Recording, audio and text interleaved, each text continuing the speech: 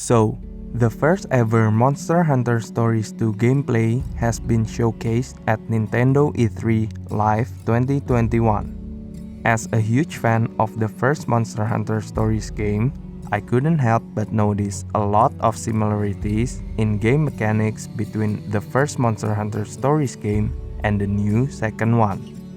I also realized that many of you probably have never played the first Monster Hunter Stories game, but are interested to play the second one.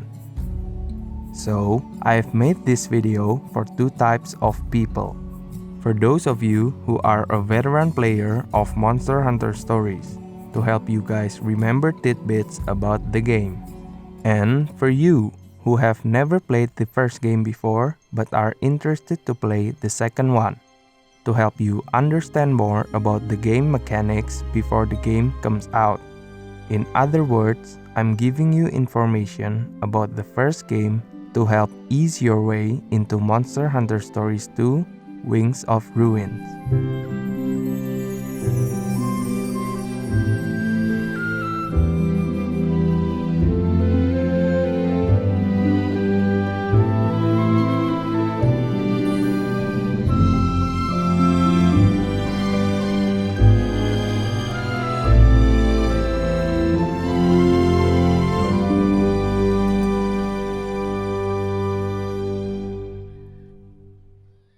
Before we start, a warning. This video contains spoilers for the first Monster Hunter Stories game mechanics. The first info is about the gameplay. I will try to explain it as briefly as possible. So basically, Monster Hunter Stories is Pokemon, but Monster Hunter. You live in the world of Monster Hunter. Usually, that means you are a hunter. But not this time. This time, you're a rider, a person who bonds with and rides monsters. You collect them not by throwing balls. Instead, you steal them from their mother while they are still an egg. You will hatch them into existence with your Kinship stone, and from then on, they will become your Monsties. Just like in Pokemon, you will surely make them fight other monsters and riders, sometimes even their own kind. Could even be their parents or siblings, we will never know. You will go on an adventure as far as the story goes with your Monsties and one annoying cat, called Navirou. You will do quests and sub-quests along the line to collect money. And in the end, you will get stronger and save the world from the enemy, just like Pokemon. But Monster Hunter.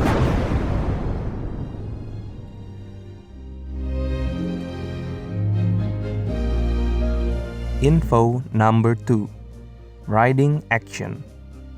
Each Monsties have riding action that we can use outside of battles, much like HM moves in Pokemon.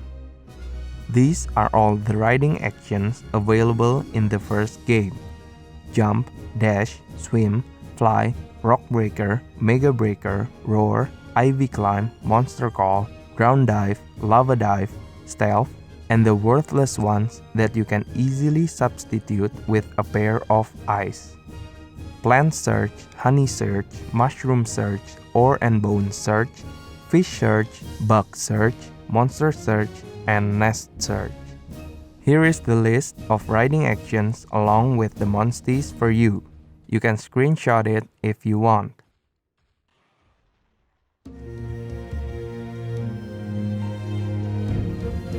Info number 3.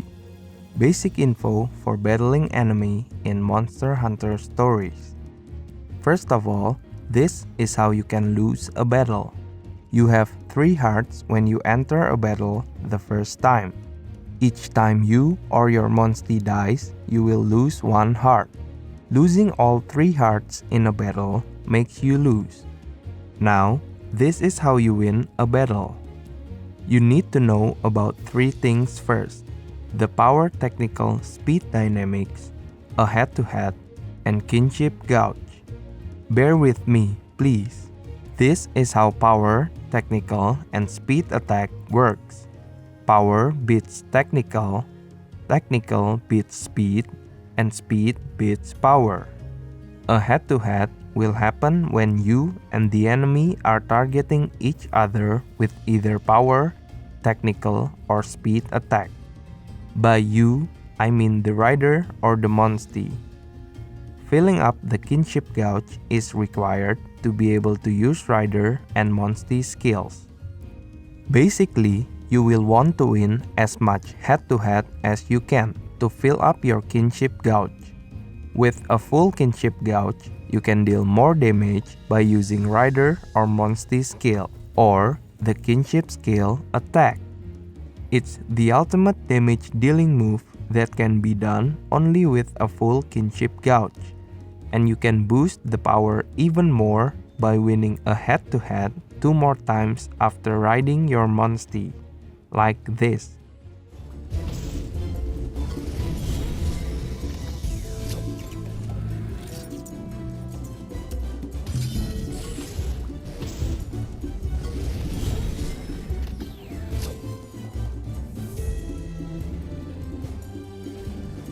You should also know that Monsties are the main damage dealer in battle, while the rider is more like the support.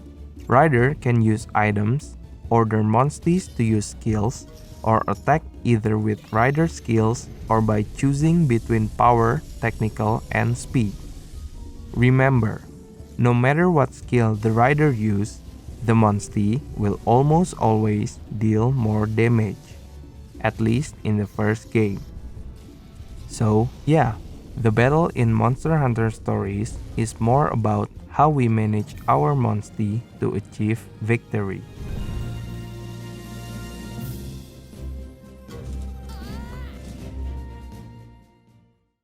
Info number 4. Monster attack tendency. Every monster has an attack tendency.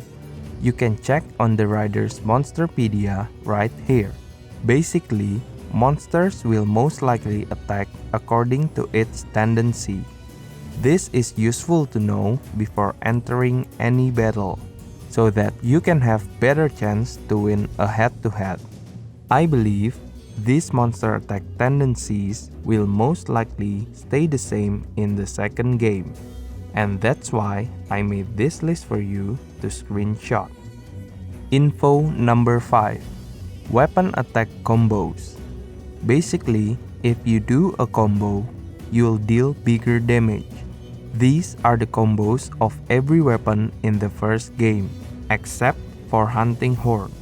They have melodies instead, which differs according to the Hunting Horn. Info number 6. Egg patterns and colors. Each monster class has its own egg pattern, and almost every monster has 4 different types of egg colors. But in this video, I'm only showing you the egg pattern for every monster class in order to save time, because there are 64 monsters you can get as Monstie in the first game, 67 in the Japanese 1.3 update version. But don't worry my friends, I will provide the link in the description so you can look it up by yourself. Now, here is the patterns.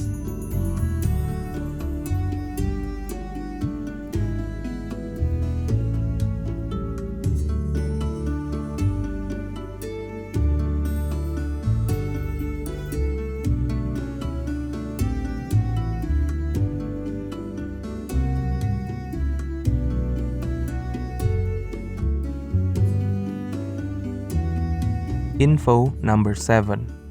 Monsters Den and their colors. This is a den. A den is where you go to collect monsters' eggs. There are 5 types of dens. Gray dens, meaning it is a low-rank den which has low-quality eggs inside. Red dens, meaning it is a high-rank den which still has low-quality eggs inside. Golden dens, meaning it's either low rank or high rank rare den. which has the best quality eggs in the game, and Silver Den, which is a subquest den. Also, there is a fixed monster den, which I will talk about later. If the den system is still the same in Monster Hunter Stories 2, I would advise that you always pick monster eggs from the Golden Den, because they are more likely to have better quality genes. And from what I know, the low rank and high rank golden dens or rare dens doesn't have any difference in terms of gene quality of the egg, so don't worry about it. Speaking about genes, the next info is monster egg levels. So, every time we pick an egg, Navirou, the annoying little cat, will give a comment about the egg. His comment is about two different things: the smell of the egg and the weight of the egg. The smell indicates how rare or good the genes are, while the weight indicates how many gene slots are open. Simply put, the smellier and heavier, the better. Info number 9. The fixed monster den. If you make a Rathalos retreat to his den, you will get Rathalos egg 100% of the time from that den. How, you may ask? Well, just by defeating the monster in battle. And to increase the chance to retreat, you can 1. Throw a paintball, and after that, defeat the monster within 3 turns. 2. Use an armor with Den Protector skill. And 3. Do what is required to increase retreating chance for that particular monster. Almost every monster is different. For example, a Rathalos is more likely to retreat when inflicted with an abnormal status affecting its eyesight, or when defeated by the Lord of the Seas, which is Lagiacrus and its subspecies. I know, it's a bit ridiculous, right? So, to get the best chance of getting a Rathalos to retreat, we must wear a Den Protector armor, throw a paintball and defeat him within 3 turns, and defeat him with the Lord of the Seas. Info number 10. You can give a nickname to your Monsties right after they hatch in Monster Hunter Stories 1, but you cannot change it ever again. Info number 11. You can manage the game speed while in battle by pressing the X button. The fastest speed is 3 times the usual. At that speed, the Kinship skill animation will be skipped. Stay on 2 times if you still want to watch the animation. Info number 12.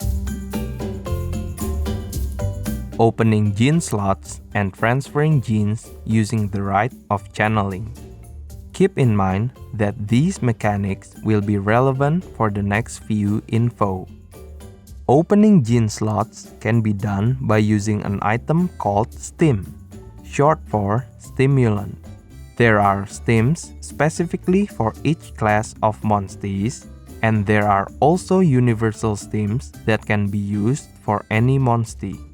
You can transfer genes from Monstie to Monstie with the Rite of channeling. For example, you can have a bull drum that can spit a fireball if you give it a Rathalos gene. Warning: transferring a gene from a Monstie to another Monstie will result in you losing the Monstie who gave the gene. In other words, the giver will die in order to make the receiver live with more power. So, if you happen to be emotionally attached to a Monstie from the beginning of the game that has bad genes and only a few open slots, don't worry, because you don't have to replace it. You can use the Rite of channeling to make it strong. Info number 13. Monsties will change color and kinship skill element according to their dominant elemental attack. You can modify your Monsties' elemental attack by gene transferring, but that doesn't mean you should. For example, a Berrioth naturally have bad fire elemental attack, so it is not wise to make a fire element Berrioth, even though it's cool. Info number 14. Back attack. Back attack means that you will get one free turn to attack first in the beginning of the battle. You can trigger a back attack by striking a monster from behind without being noticed.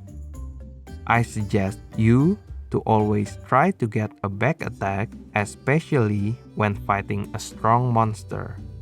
Info number 15.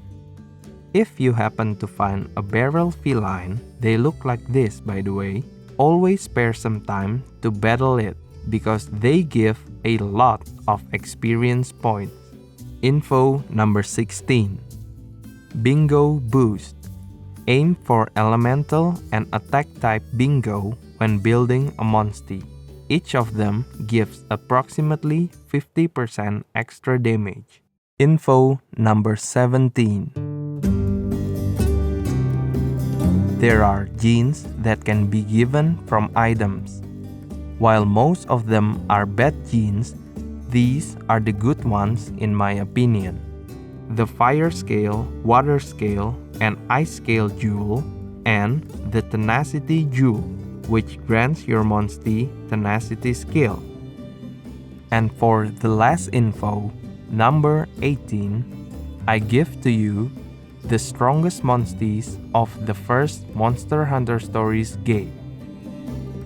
Stygian Zinogre, Silver Rathalos, Devil Joe, Ivory Lagiacruz, Glavenus, Theostra, Kushala Daora, and lastly, Rajang. Those are my top tier murdering machines, both damage and skill wise. Be sure to look out for them in Monster Hunter Stories 2 Wings of Ruin. Okay, that is all from me guys. I hope this video helps. If it does, please help me grow this channel by sharing the video to your friends. And also, leave a like and subscribe. With that, thank you very much for watching. And I will see you next time.